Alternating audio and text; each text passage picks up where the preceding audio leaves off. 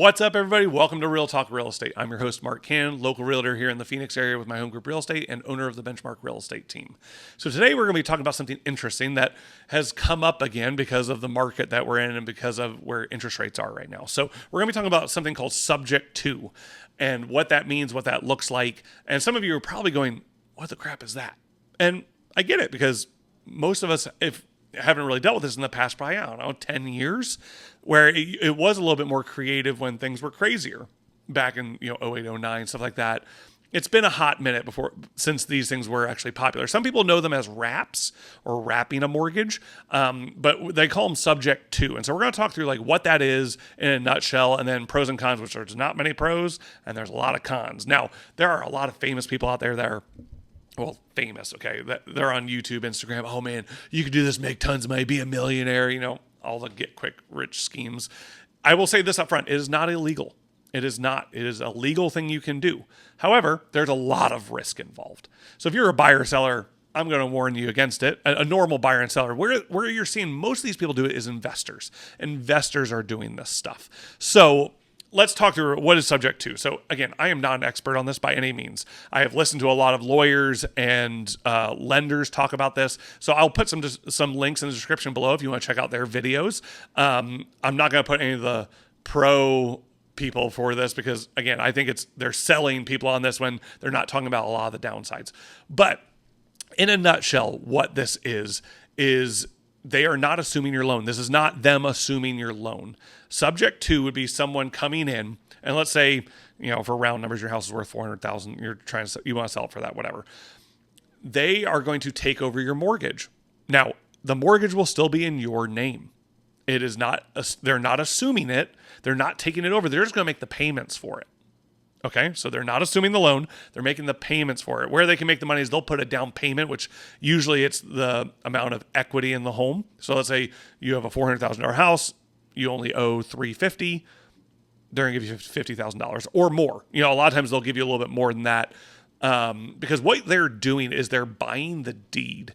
So the deed will no longer be in your name, right? So you no longer have the deed in your name, but the mortgage is still in your name.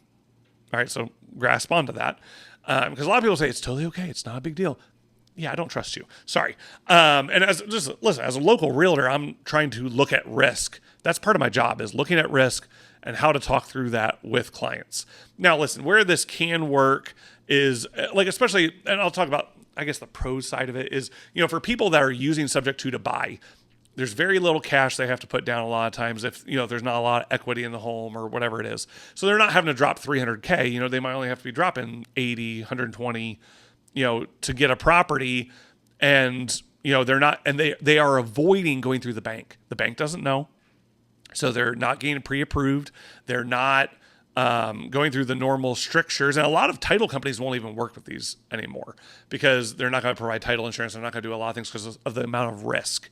But it does help someone like a flipper, right? So a flipper could buy a property, get it, they're making your mortgage payments, and that's fine. They have the deed to the house. They'll redo the house and then sell it and pay off the mortgage. Okay. And no harm, no foul in that situation. However, there's a lot of risk involved. So let's talk about the risk. So when it comes to subject to, there's risk on both sides. So for instance, the buyer side, which again, most of these are just investors or companies now doing this. And so they're taking the risk of the biggest risk for them. And really the only risk for them, my understanding, is if the seller went bankrupt. So you sell your property to them, subject to, and then, within the next 6 months to a year, and they still own it and you go bankrupt, that affects them. So they are taking a risk in doing that. Now, the other side of it, let's talk about the seller side. So I have sellers right now that are getting these subject to offers. What does that mean for us? Well, they would buy it, but the problem is if the buyer stops paying your mortgage, guess what? That hits you because the mortgage is still in your name. It's not in their name. It's in your name. It would hit your credit because they would foreclose on the house. And that's in your name. That's on you. That's your credit. Nothing you can do about it because you don't own the house anymore. You don't have the deed. So that's bad news number one. Bad news number two is, let's say you sell it in that fashion and the bank, so the banks can actually, who own the mortgage, because obviously the mortgages get sold, when the bank buys a mortgage, they tend to do searches, not all the time, but it's because this is becoming more common. They're starting to do searches on homes where they're going, all right, who's the deed name? And they're doing like a deed search. And when they see, oh, it doesn't match, they can call the note right then and there. All right, it's due because you broke your agreement with the bank. When you sell it subject to, you broke your agreement with the bank saying that you wouldn't sell it without paying off the mortgage. So you broke your agreement with the mortgage agreement with the bank. So they can call the loan.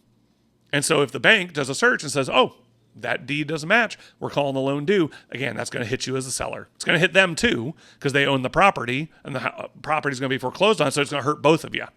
Where it'll hurt the buyer unless they can come up with the cash or refinance it. And it'll hurt you because your name's on the mortgage. So the biggest thing to pay attention to is, especially in this type of market, we're seeing creative financing come up. There's a lot of risks in creative financing. And there's going to be people who sell it to you that, I see lots of these people online, like I mentioned, that are, oh, it's the best things, it's sliced bread, all this stuff. You got to know the risks. So for normal, everyday people looking to sell their properties, it's not worth it. Because why would you, do you know that company? How do you know they're going to make the payments? How do you know they're good at what they do? You don't. So there's a lot of different things that you got to be careful of in this sense. And I might get some negative comments on the video. Don't care, because I know that a lot of these people take it personally when we crap on subject to, but it's not a scam. But, it's one of those that, because it is legal, but it's not necessarily in your best interest because there's a lot of risk that could go wrong. And that's why a lot of people don't do it. So if you have more questions about this, if you're thinking about selling or if you're thinking about buying and you're thinking about this process, let me know. I'd love to talk through it with you. I'm still doing more research, still going through this stuff because that's my job, is to keep doing research on things to inform my clients on it. So if you have questions, reach out. My information's right here. Guys, you've been listening to Real Talk Real Estate. I'll catch you next time.